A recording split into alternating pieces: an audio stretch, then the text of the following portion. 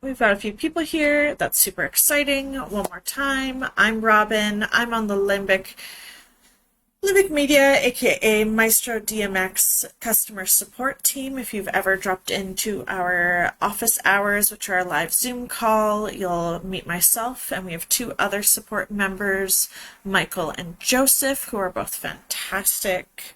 Michael's probably in the chat there, just kind of moderating and keeping an eye on things, and Joseph's our master of Zoom and all things technical, which is fantastic streaming. I'm just going to talk over a PowerPoint for a little bit. We're going to go over layout today, as I think it's something that a lot of people overlook, but can make a huge impact on how good Maestro runs your lights. I've got a little PowerPoint here. I've got a few demonstrations that we can go over using Capture and a Maestro stage. And this is our first stream, so if there's any little technical difficulties, please give us some grace. But with all that ado, let's get right into it. Today's topic is layout. What is layout? Why is it important? We're going to talk about what the difference between pixels and movers are and how Maestro counts them. What the difference is between mapping in 1D versus mapping in 2D. The 4 types of 2D grid mapping. Fixture groups and renaming fixture groups, and then we'll go to a Q&A at the very end. So what is layout? The layout function is a part of your stage. It is a little tab on the side, and from there you can move your fixtures around and position them in a line from top to bottom, so that Maestro knows approximately where your fixtures are in relationship to each other, and can run effects across them nicely and smoothly. In moving heads, when it knows that a moving head is on one side versus the other, it will mirror those fixtures.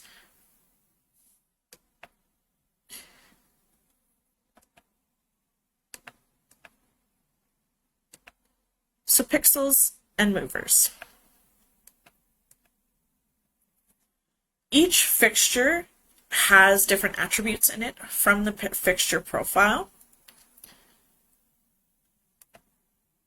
If Maestro notices that a fixture has pan and tilt attributes, it will count it as a mover. Pan and tilt will go together as one mover. If you have multiple pans or multiple tilts, it will count it as more moving heads in one fixture.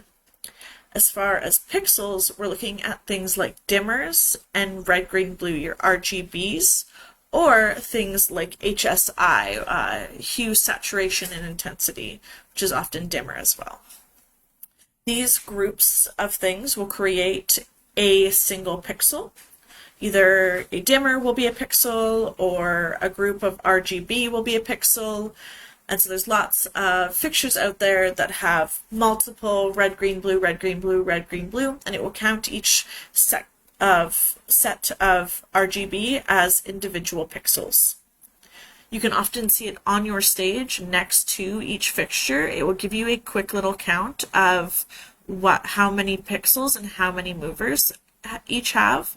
And I know some people like to mess around with the attributes to get more out of their effect fixtures, but it's good to know that if you're putting in extra dimmers or extra pan and tilts, because they do something interesting with the DMX values, that you are throwing off the count.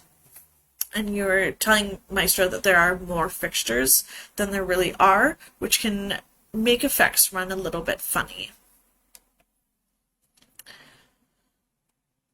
I'll show you on the show page that there is a mapping test pattern, so that once we've set up the layout, we can watch the fixtures light up from left to right and top to bottom to make sure that what we've set up looks right. Everything that we've done is going to run smoothly.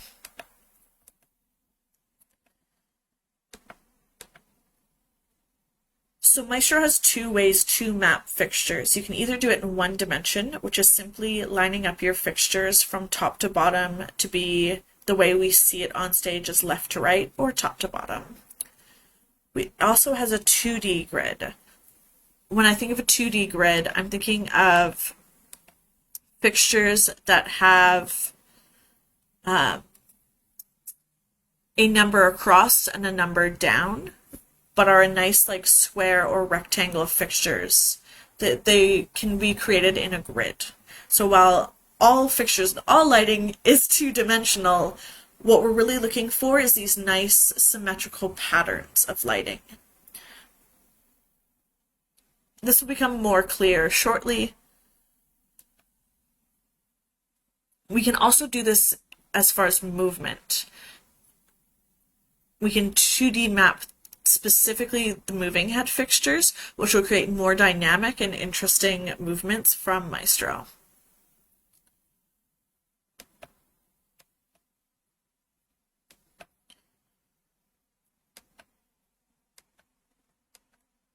There are 4 different ways that we can map the grid so that it does run smoothly left to right and top to bottom, as there's lots of different ways that we can address the fixtures. So depending on how the grid is set up, you can use these 4 zigzag, reverse zigzag, wrap, and reverse wrap to send the patterns across. So zigzag starts at your top left and moves across and then back across and then back across, whereas reverse zigzag will start at the bottom left and move up in that way.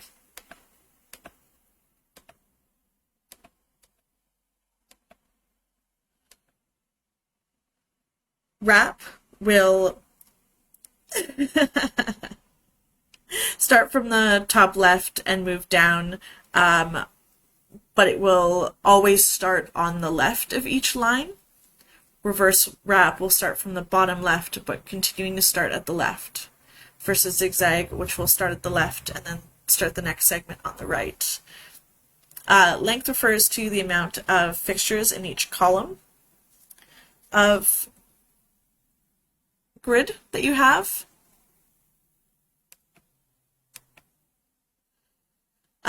You can rename fixture groups, which is huge, as everyone's absolutely favorite thing to say is quaternary. You can do that from your stage and from your layout. There's a lovely little pencil icon that we can click and rename some things. A good one is naming your things wash or movers, which is always great. It makes things a lot faster to create cues and feel like you're in command of your Maestro.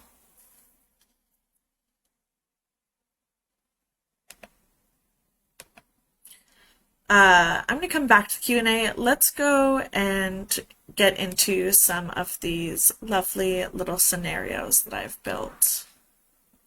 Hi, friends. I've got a sweet little setup for you here. Hop over to my stage and we'll go to our unmapped band stage,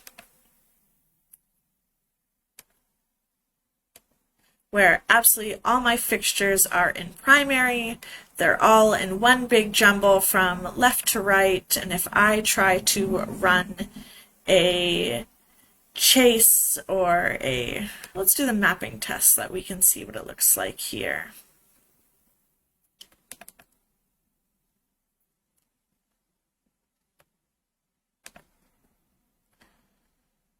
So we can see that our mapping test is just kind of all over the place. Nothing is well done. If it's trying to run an effect from left to right, 1D, we're going to see that our fixtures are going to be jumping around and things like this, which is not super pleasing. And that's often something we're going to see as we get into the Maestro patterns, is that they're going to be trying to run effects and chases, but things aren't set up properly to run that effect and chase. On my little stage here, I have 3 groups of fixtures. I have 3 different types of fixtures.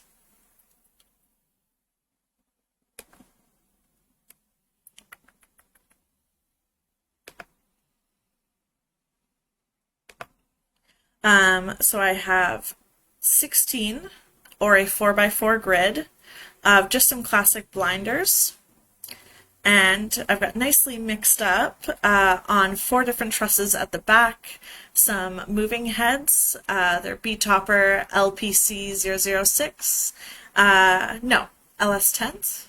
Yeah, and some pars, just some basic LED pars, the LPC006s. So on our stage, I've put these in. They're in the DMX address setup from 0 to 168. That's how they're addressed. But in layout, we can make this a lot cleaner. We can obviously start by segmenting things just by the fixture type into different groups, which will look a lot better.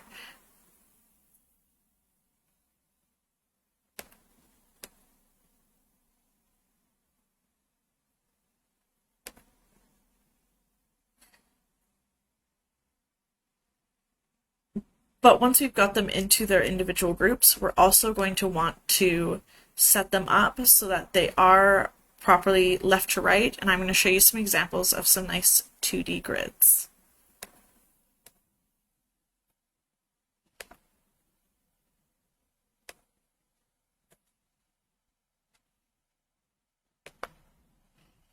Good old Maestro, always giving me a quick little red bar, keeping me on my toes here.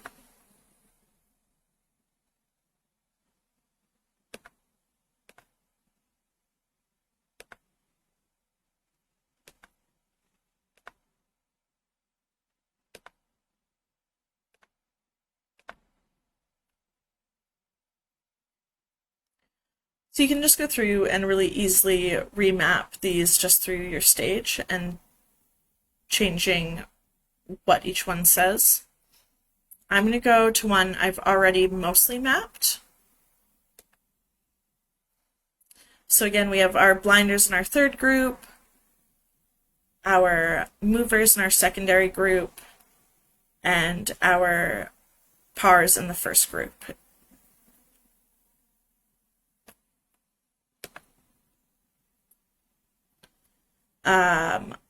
In live control and primary, I've got a mapping test going, and I will show you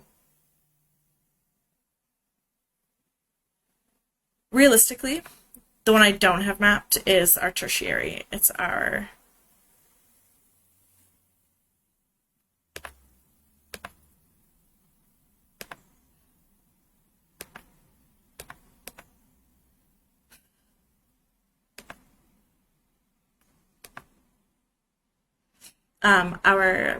pixels at the very back here.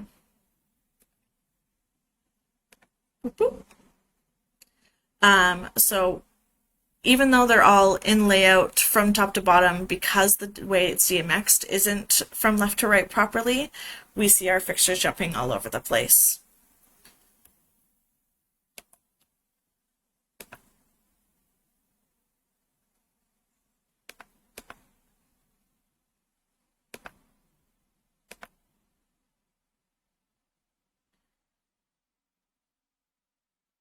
So what we can do is we can go through, we can find each fixture, and we can drag and drop them up and down until they are properly and correctly done, so that each fixture is in a nice line. And we can set this to be in a 2D grid because my fixtures have a nice little 4x4 here at the back. So when we go through and we rearrange them to be in each groups of 4, when we do the lap mapping test, we're going to see all 4 on the left light up, all 4 in the middle, all 4 in the middle, and all 4 on the right. I'm going to go through a slight demonstration on figuring that out because it's really fun and time consuming.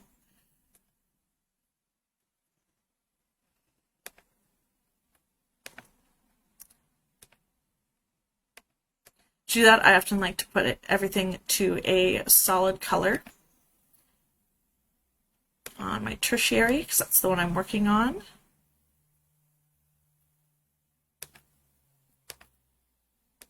I'm going to turn everything else to all black just so that I can focus primarily on what I'm working on.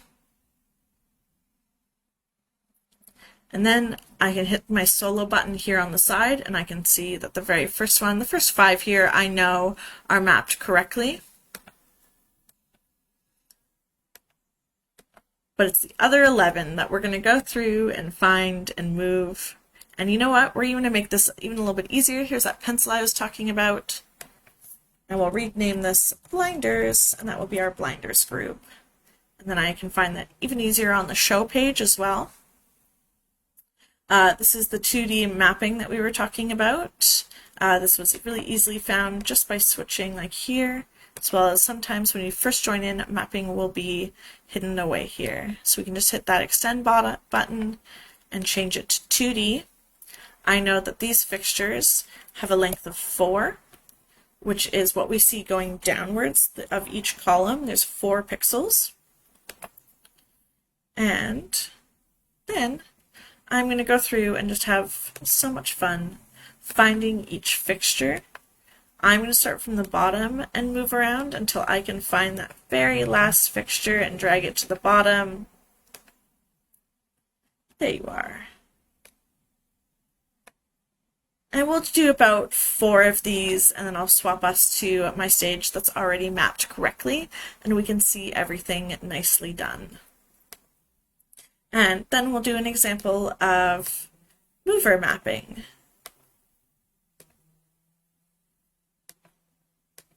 So right now I'm just looking from that second to the bottom right, and I'm just going to move that to the bottom. Oftentimes you'll be able to do this a little faster because you've set this fixtures up in real time and you've probably addressed them a little bit more logically. But just for the sake of showing how oftentimes in real life our setups are a little chaotic and some of the addressing can get a little chaotic. Not that one. But no matter how chaotic it is, we can just come into the layout and move things around until they make sense and feel good to us.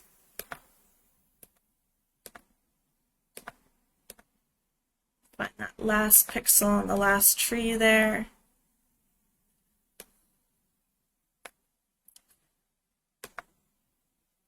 So that's not doing too bad now. We now know that this last column here is properly addressed and it's set nicely in layout so that on our right, our last 4 pixels descend from top to bottom.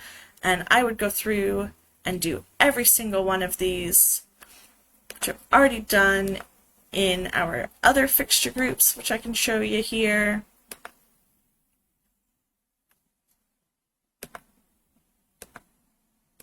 As you can see in now from our show page, our blinders now say blinders because we edited those, which is great.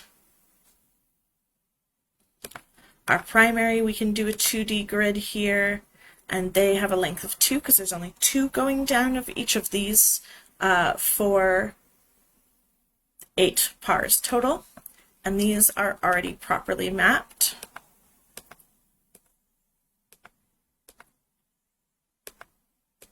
So what we can do is go to show and hit mapping test.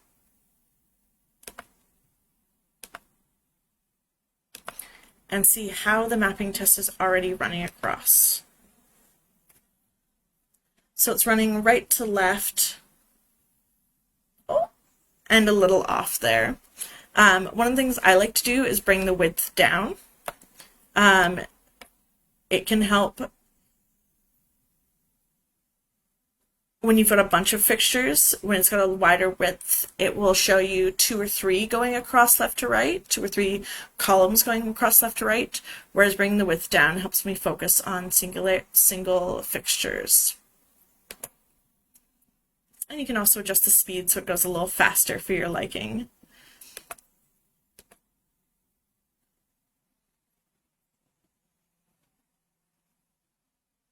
So now we've got it left to right, but the bottom and the top isn't quite right yet. Let's try the wrap. So now we've got the bottom and top is working correctly, but we're going right to left. So let's try the reverse wrap. And now we have it going left to right, top to bottom. So for these fixtures, where it's set up that each fixture is one on top of each other, reverse wrap is typically the best way to go. It's the one I use the most often. But if you have fixtures like bars, where you have one bar going top to bottom and then the next one you installed upside down and that bar is going bottom to top, things like the zigzag is often a really good tool. So you don't have to go move your fixtures. Maestro can just set them up and use the pixels to its advantage. And again, we see how many pixels are on each of these pars, and none of these pars have any pans or tilts, so we have no movers. Whereas in our secondary category, our moving heads,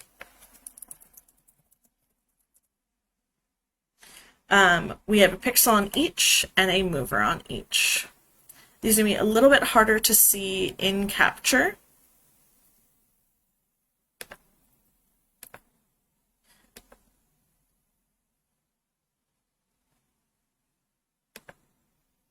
But we can see I've got 4 moving heads on top of a tower and 4 moving heads at the front of our band stage here. I'm going to change these guys into mapping test, and so we can watch them go across.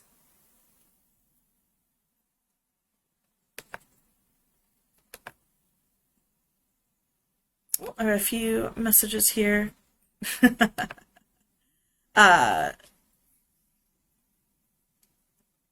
So we can both do the 2D of the pixel as well as the 2D of the mover. And realistically, both of these things are going to look exactly the same. But you can mess around with these in your own layouts and see if you find that offsetting the movers a little bit, maybe having this be a reverse wrap and this being a zigzag, gives you more interesting movement patterns where you have half of your fixtures up and half of your fixtures down, which just might look more interesting for you on your stage. Play around, have fun. Always have fun. One of the things I was noticing when I was messing around with this earlier is that because I have these fixtures,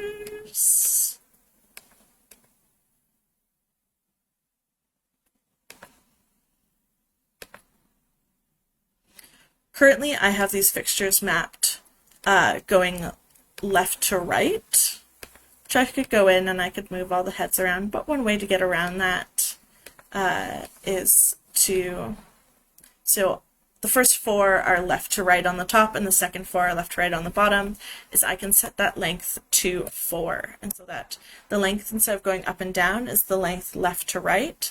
And we will still, when we go into our mapping test, see a nice left to right mapping test.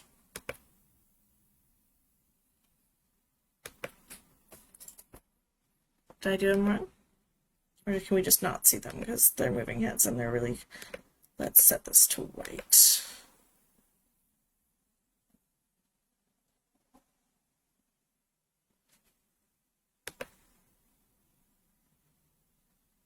There we go. Slightly more seeable. Movers are just a little bit hard to see in Capture in general. Yeah.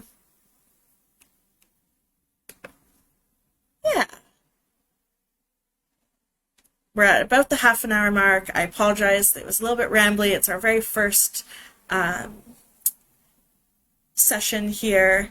I hope that that was helpful to see how to use your layout and how we can make changes through layout to make things left to right and better and run some better chases across. If you give me a second to set up some audio, I can actually show you the stage in action and we can swap between the unlaid out version and the properly laid out version, which is going to be great.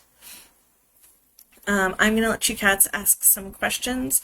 If any questions come up that perhaps Joseph can talk about, or if there's anything I didn't cover, well, I step away for a moment and I will go get some music running through this maestro and we can see it happening in real time. All right, so while Robin is going to get audio connected, does anybody have any questions so far from this presentation? I know we went over layout, we covered 2D mapping, we talked about movers in layout as well. We talked about the importance of fixture groups and organizing fixtures within groups. If anybody has any questions, definitely feel free to chime in the chat here for this stream, and then we'll try to get those answered. I'm just reading through previous messages. Looks like we had some questions about a fixture that we're working on, as well as just talking about the audio. But does anybody else who's watching, looks like we got 8 viewers. Anybody else have any questions about layout or anything that they may have wanted to see that we didn't cover exactly within here? We'll get that noted down, and then when Robin returns, we'll be able to show that as well. And we'll clear this, put up a regular background here for a little bit. But it does look like no questions so far. Okay, yep. So Bruce, the 1D settings. Honestly, I didn't see these settings. Is there much difference? So 1D versus 2D layouts, it's going to depend on how you have your fixtures laid out physically within your event space, within your lighting setup. So if you have your lights across the truss, kind of just across a standard truss from left to right, 1D is going to be probably your go-to. 2D settings are more useful when you have fixtures in both kind of dimensions, going left to right as well as going up and down. 2D works great if you have fixtures that have even numbers of pixels across that grid. You see it a lot with people using tube fixtures or bar style fixtures, fixtures where it's like a bar of RGB LEDs or a bar of like white LEDs. That's where you would see 2D layouts really come into play and work really well. I personally use 2D layouts with my setups. I have LED bars that have 16 segments of RGB, and I have 4 of them. So I have a 2D layout that has a length of 16, and then it splits those across 4 fixtures. So you get a nice little 16 by 4 kind of grid of pixels that Maestro can play with. You also see that with movers, like Robin had showed, she had some movers in her setup as well, where those movers allowed, she had them in a 2-dimensional grid, so you can have movements that are reacting within that 2-dimensional grid versus all the movers moving one way. You actually have patterns that will kind of fan out or spread across those movers in both dimensions, so you'll have some interesting kind of movements if you have a large number of movers as well in your setup. A lot of users, the big thing that we see a lot of users is they get their Maestro, they configure it, they add all their fixtures to it, but then when they rack those fixtures, when they hang them on their truss, they're not actually hanging them in the same order that they've addressed them. And that's where you'll find that if you don't adjust your layout, what Maestro thinks your layout is going to be different than how you actually physically have it, to where when Maestro draws those color chases, does those effects across your lights, they look scattered. And it's because the lights technically are scattered because the layout expects them to be left to right, but instead those layouts end up being just kind of scattered. Does look like Robin has returned. I'm going to bring her stream back into this feed. I will mute myself here, and then we'll let her kind of continue with that, and we'll see if we can get her stream back up. Give us 1 second here. Yeah, 1D settings. They didn't see it. Is there much difference between 1D and 2D? So that was one of the questions, as well as should you use 2D mapping for uplights, wall lights? So Cool. that's a good question. But I'll unmute your audio so you can talk, and then I'll mute myself. So I've set up some audio here, and I know one of the questions that got asked was what can we see the difference between 1D and 2D, which we absolutely can. So right now I've got the very first stage that we were looking at, where it's just all 1D and it's all the fixtures all at once on one stage here. And so we're getting kind of an effect like this. It's running across. I'm playing some AC/DC. Let's see if I can actually bring up my desktop and if we can hear a little. No, I can't, unfortunately. Whereas if I change back over here to the fully mapped band stage, all the same fixtures, just properly mapped, we can see that the fixtures are starting to act a little bit more cohesive and together. We can do lots of fun things as far as if we like that more blinky blinky, we can up the excitement and bring down the background to get more of that blinky blinky feeling. But overall, again, you're seeing that the groups of fixtures are running chases across each other. You can really see it in our moving heads right now, as well as there we go. I wanted those back blinders to start doing fun stuff where, yeah, they're moving a little bit more in a gridded pattern, a little bit nicer, using the columns to their benefit.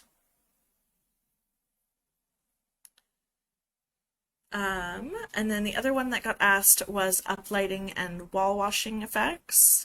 I've done both. Sometimes I think it's cool when all of the room is one continuous line and you can watch the effect run all the way around the whole room. I know I'm thinking more when that's like pars. If I'm using wall washers that have multiple RGB strings, it can be really nice to run them on a 2D grid, especially if they're going down two walls. Can we see me still? We can. Okay, great. Yeah, if it's going down two walls, having the pattern run either opposite or together will happen when it's in 2D, which looks really great. As well as I know Joseph, when he brings out his DJ setups, has the light bars, the light beams that are on stands, and those look so cool when they're all running chases together in 2D effect. So I think it kind of depends on what you'd like to get out of it, but it is a really great way to get multiple effects and to see chases that run coherently and together. I hope that answers that question a little bit better. I'm just going to check our Slack to see if we have any other questions, if Mike will pop them into our Slack here, but otherwise we'll probably try and wrap this up in the next 5 minutes or so here. And just thank you for coming and hanging out for our very first stream. I know that we'd really like to tackle more complex questions and more complex things like snapshots is definitely something I think we have on our radar, but we're very interested and curious to hear from you folks what you'd like to see us live stream and talk about even better, and with more put into it and learning what we figured out today and making it bigger and better.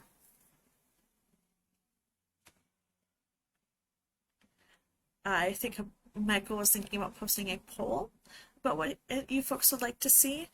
So you folks can add your own things, but also feel free to respond in the chat if there's anything in Maestro that you're confused about.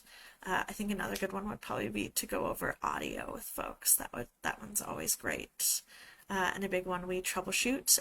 Right now I'll also put in a natural plug that we do have office hours. If people haven't joined those, you can find those on the Maestro DMX page, where myself, Joseph, and Mike are there about 8 to 10 hours a week. It's just an open Zoom call for people to join and ask questions, and we can do live tutorials just like this, one-on-one for you, with less of a time limit, which is great, and really focused on exactly what you need and how we can improve your setup one-on-one with us. Yeah, and you can find that on the Maestro DMX website. And we run those from Monday to Thursdays, either in the morning time or the evening, or on Thursdays both. Okay, well, thank you so much for joining us today. We really appreciate you being here. We hope that that helps you level up your Maestro. I highly recommend going into your layout and running your mapping test, checking to see if your fixtures are running from left to right, and looking at your fixtures and seeing if there's any nice symmetrical moments you have, even if it's just a 2x2 or yeah, if you've got some pillars and a few fixtures on each where you can run a section of 6 or 8 or 10 fixtures in a nice little grid, you'll really start to see even more amazing lighting shows from Maestro. Please join us in office hours or send us an email if you have any other questions about this specific topic. And I hope that you have a really lovely day. Thanks for joining us. Bye for now.